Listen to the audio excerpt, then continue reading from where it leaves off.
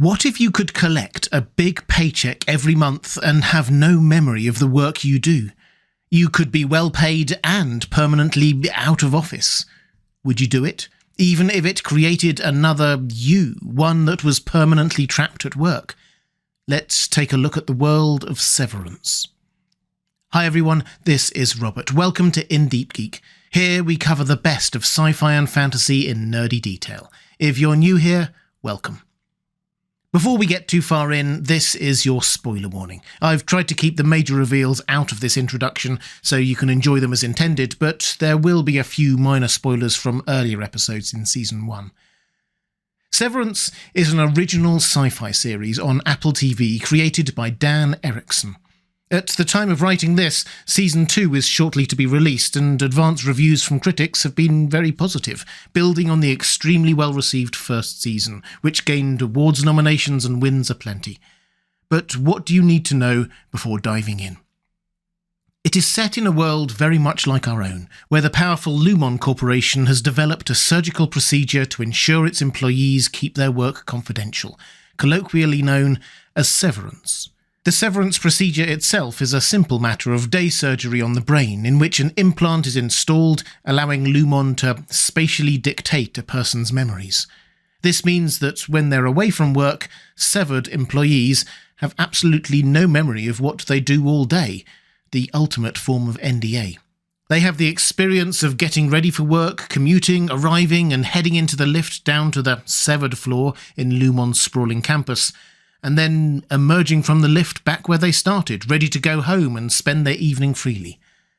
At first thought, it might seem rather appealing, being forever out of office, but what about the other you? The version of you whose memories are only of work, effectively trapped there for as long as the outer you sees fit. Although this is an original show, the core idea is of course not a new one. The sci-fi concept of an employee voluntarily agreeing to work on the basis of his employer wiping his memory of that job goes back at least as far as Philip K. Dick's excellent 1952 novelette Paycheck, which was much later turned into a Ben Affleck film, and perhaps even earlier. But Severance takes this idea in its own direction and is a much more slow-burning affair, full of unease and creeping dread. There is a growing sense that the other you, a you with a different set of experiences and memories, is like another person, a separate entity. In Lumon slang, the at-work personality is known as an innie, and the out-of-office you is known as an outie. The series starts with a new recruit, Helly R, sprawled on a conference table as a perky, disembodied voice recites dialogue straight out of a cheesy American sales script from the 1950s. It asks her a series of questions that test whether her general knowledge is intact, but her personal memory has been completely shut off.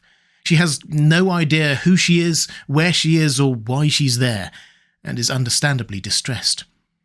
The task of calming her falls to the disembodied voice, which we soon learn belongs to her new boss, Mark S., or Mark Scout as he is known in the outer world.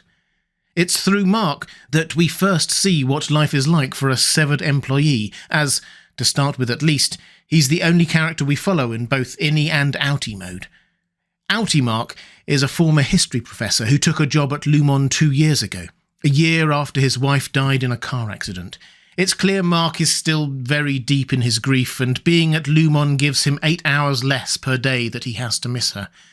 He is struggling with alcohol, and the only close relationship he seems to have is with his pregnant sister, who is keen to get him rebuilding his life, setting him up with her midwife, and inviting him to a dinner party with her self-help guru husband's friends.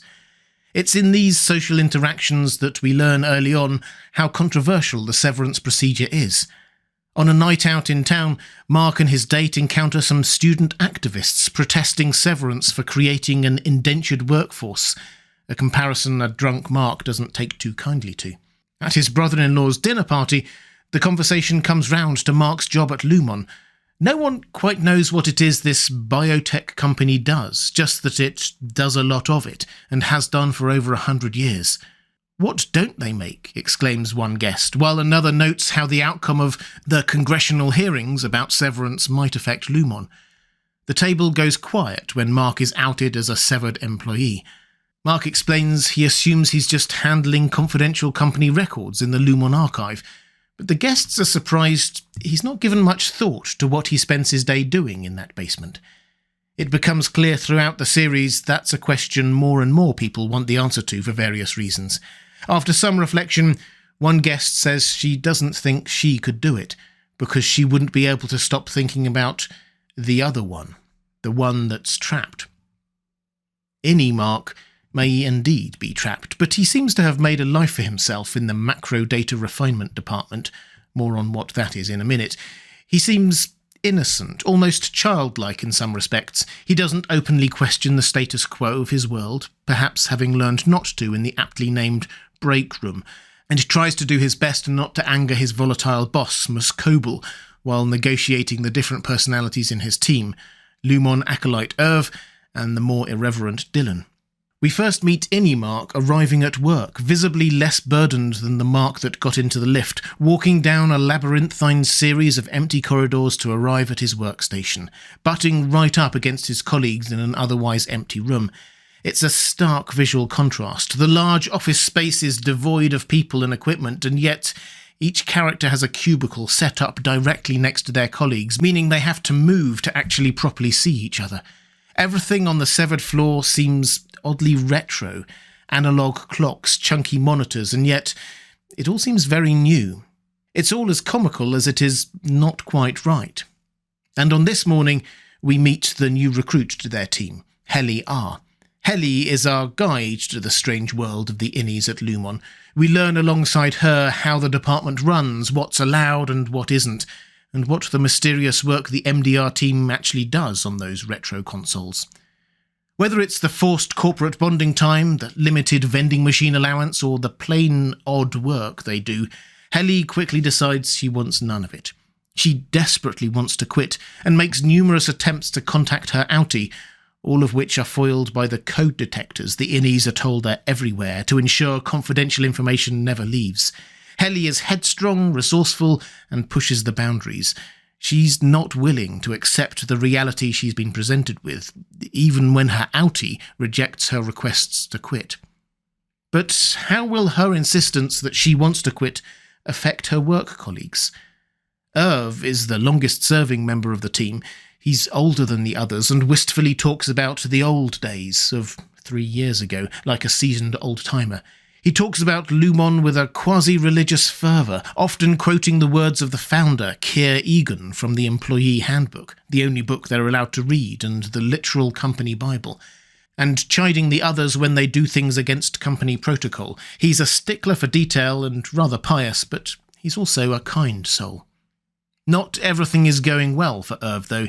He's been nodding off at work, and unbeknownst to his colleagues, he is plagued with visions of... well, you will see that for yourself. He also seems more intrigued by what he might be doing in outie life than you might first think. And it's certainly something that talkative Dylan thinks about a lot. He has abundant theories about what his outie is like, what the outside world is like, and what everyone else's outie is like for good measure. He's very driven in his role and explains the incentive structure for hitting refinement targets to Helly, boastfully showing her all the incentives he's earned, finger traps, erasers, and talks about how hard he's working to earn a waffle party at the end of the quarter. During heavier moments, it's usually Dylan that chips in with an inappropriate comment that breaks the tension. The most affected by Helly's defiant attitude, though, seems to be Mark. But what might make innie Mark want to quit or question his reality, or outie Mark want to investigate? And what would he even investigate? We, as viewers, quickly get the impression that indeed not everything is as Lumon would like to present it. We see outside shots of the massive Lumon campus in the snow, reminiscent of any Silicon Valley megacorporation, but cold and isolated. All the houses in the town, named Keir, after Keir Egan, Lumon's founder, are identical, and it would seem it was built as company housing, giving echoes of the old company towns and their stranglehold on their employees. Mark mentions to his date while out in the town that it's pretty quiet, that the neighbourhood never really filled up the way Lumon thought it would. This echoes something innie Mark says when giving Helly a tour of the route from the lift to their office, passing several empty offices, There's lots of space because Lumen are planning on expanding soon. There's also the decidedly culty aspects of the company. There are hints of it on the outside. The town is called Geer. There is a massive stone carving of Geer Egan in the Lumon lobby, but it's inside the severed world that we see the unvarnished idolization of Geer. Management like Mr. Milchick and Ms. Coble often talk about Geer with the sort of reverence you'd reserve for a religious figure. And then there's the corridor art, the handbook quotes, the perpetuity wing, and even more disturbing things revealed later in the season. Severance is a darkly comic, mysterious thriller, full of the sorts of twists where each answer you find leads to a new question. If you were a fan of Lost or Westworld, it's the sort of show that provokes the same kind of head-scratching and theorising. We're invited to ponder what is exactly going on. What work are these people doing that is so secret that a severance procedure is necessary? What is Lumon up to? What's with all the cultish undertones? And beyond that, it asks us to think about deeper themes, with its satirical take on corporate America, the self-help industry and its nuanced approach to grief, subjugation, ethics and free will. Ultimately, it asks us to consider what makes us us. Are we the sum total of our experiences, our memories? Is there an innate us? And how much of ourselves would we be willing to sacrifice for a big paycheck? If you'd like to see more introductory videos like this, there's a playlist appearing now on the left of your screen. Or to support this channel, thank you. There's a link to my Patreon appearing on the right side of your screen. That's all for this time. Thanks for watching. I'll see you again soon.